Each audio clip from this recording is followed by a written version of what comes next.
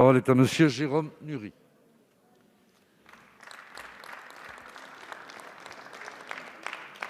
Merci Monsieur le Président. Monsieur le Premier ministre, votre ministre de l'Environnement a dévoilé il y a quelques jours la réglementation environnementale 2020 qui entrera en vigueur dès l'année prochaine pour les bâtiments neufs.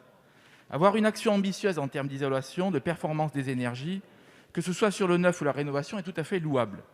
Mais cette annonce a créé une immense surprise car elle stigmatise l'énergie gaz. En effet, il sera quasiment interdit à partir de 2021 d'installer du chauffage gaz dans les maisons individuelles et dans les logements collectifs à partir de 2024. Ce bannissement est totalement incompréhensible. En premier lieu, parce que la précédente réglementation thermique de 2012 favorisait l'usage du gaz, car vertueux en termes de rejet de CO2, nous disait-on. Bref, le gaz, c'était écolo hier, et aujourd'hui, ça ne l'est visiblement plus. Cette volte-face du gouvernement sur le gaz pose aussi un problème de cohérence de l'action de l'État. En effet, votre gouvernement, d'un côté, prend des mesures visant à encourager les opérateurs de gaz à faire des extensions de réseau pour accorder plus de territoire, et de l'autre, vous cisaillez la filière avec la nouvelle réglementation thermique. D'un côté, vous encouragez les agriculteurs à produire du biogaz en débridant le marché de la méthanisation, au risque d'ailleurs de déséquilibrer totalement des pans entiers de l'agriculture avec cette prolifération de méthaniseurs dans les campagnes, et de l'autre, vous faites en sorte que cette énergie ne soit plus utilisée dans les constructions neuves. D'un côté, vous souhaitez mettre fin aux passoires thermiques et au chauffage énergivore, et de l'autre, vous interdisez le chauffage fioul ou gaz, même lorsqu'il s'agit de combustibles verts ou renouvelables. Où est la logique? Qui va être pénalisé par ce tango énergétique? Les artisans du bâtiment, appelés encore à modifier leurs offres, les agriculteurs, poussés à investir des millions d'euros pour produire du gaz devenu subitement polluant, les foyers les plus modestes, qui souvent optent pour des chaudières gaz, car plus abordables que les pompes à chaleur ou la géothermie. Monsieur le Premier ministre, comment comptez-vous réintroduire un peu de cohérence dans notre stratégie nationale énergétique qui vogue visiblement au gré des ministres de l'Environnement et des influences qu'ils subissent? Merci, chers collègues. La parole est à madame Bérangère Abba, secrétaire d'État chargée de la biodiversité. Merci, Monsieur le Président, Mesdames, Messieurs les députés, Monsieur le député Nury.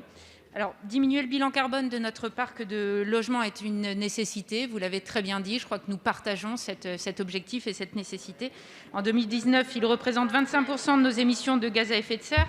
Or, la loi énergie-climat que le Parlement a votée prévoit que nous atteignions la neutralité carbone en 2050.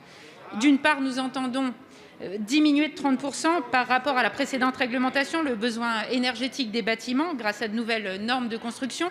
D'autre part, nous souhaitons favoriser l'installation de solutions de chauffage économiques et écologiques, à l'instar des pompes à chaleur, vous les avez citées.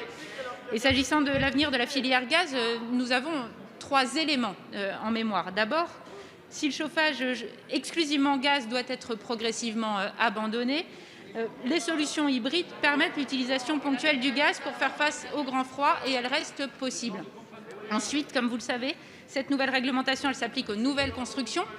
En 2050, donc, une grande partie du parc actuel sera toujours existant et cette partie sera toujours dans une proportion importante chauffée au gaz. Enfin, le chauffage des logements est loin d'être le seul débouché pour le gaz naturel, qui est également largement utilisé dans l'industrie. Alors oui, monsieur le député, nous devons diminuer notre consommation de gaz naturel importé. C'est une façon de diminuer notre dépendance énergétique et c'est également une façon de diminuer nos émissions de gaz à effet de serre. Nous soutenons pour cela fortement le développement du biogaz et je sais que vous y êtes très sensible. Ce biogaz, nous l'accompagnons à travers les tarifs d'achat public. Il représente aujourd'hui moins de 1% de notre consommation de gaz naturel. Nous avons donc des marges de progression très intéressantes. L'enjeu étant avant tout de remplacer progressivement notre consommation de gaz naturel par du biogaz notamment. Et je sais que cet objectif doit nous mobiliser. Je vous remercie.